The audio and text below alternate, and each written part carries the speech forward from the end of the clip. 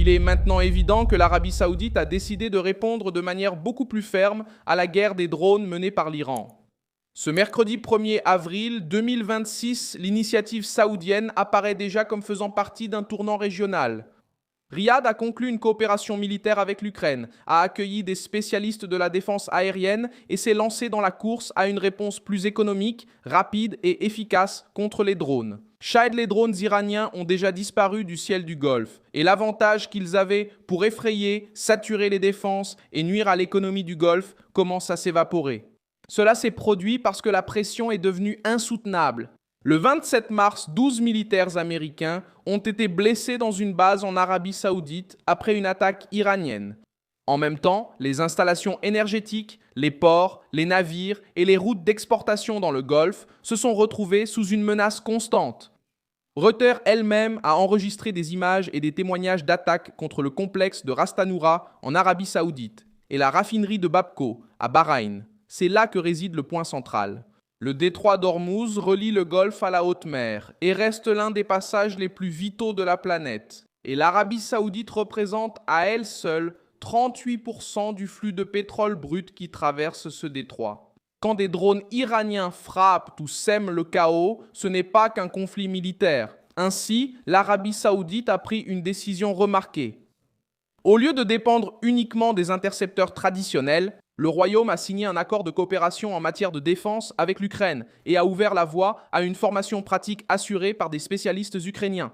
Selon Reuters, plus de 220 techniciens et militaires ukrainiens ont été envoyés au Moyen-Orient pour conseiller les défenses locales contre les attaques de drones.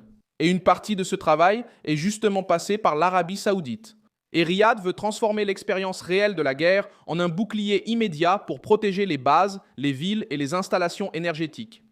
Comment cela fonctionne-t-il? La logique est simple. Le drone Shahid était dangereux parce qu'il imposait un calcul cruel aux défenseurs, dépenser un missile très coûteux pour abattre une cible bon marché. La réponse ukrainienne a été de créer des intercepteurs légers, rapides et bien moins chers. Reuters décrit le modèle Steam de l'entreprise White Hornets, capable de voler jusqu'à 280 km/h avec un coût d'environ $2000 ou moins. Quant au Shahid, selon le même reportage, il coûte entre 20 000 et 50 000 $. C'est ici que le calcul change et que la terreur économique de l'Iran commence à perdre de sa force. Ce point aide à expliquer pourquoi les drones iraniens se sont évaporés dans le sens politique et stratégique du titre. Ils n'ont pas cessé d'exister, mais ils cessent d'être l'arme presque imbattable qui imposait la peur, l'usure et des pertes.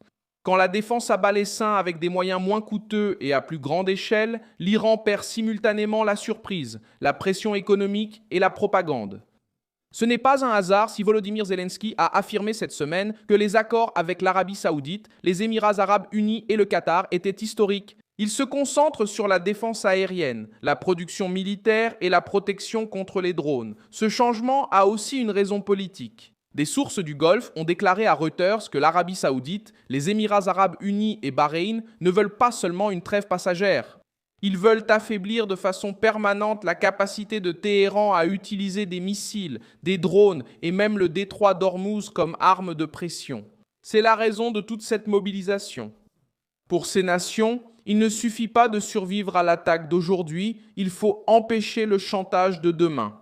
Cela place l'Arabie Saoudite dans une position défavorable, encore plus fermement aux côtés de ceux qui peuvent neutraliser cette menace de manière concrète.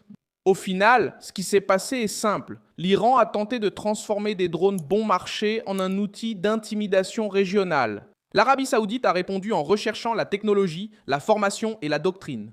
Pour écraser cet avantage, ils ont échangé la défense coûteuse contre une interception intelligente et une coopération militaire. Et l'ancien avantage de l'Iran avec ses drones, Shahid commence à construire un nouveau gibi. Il vivait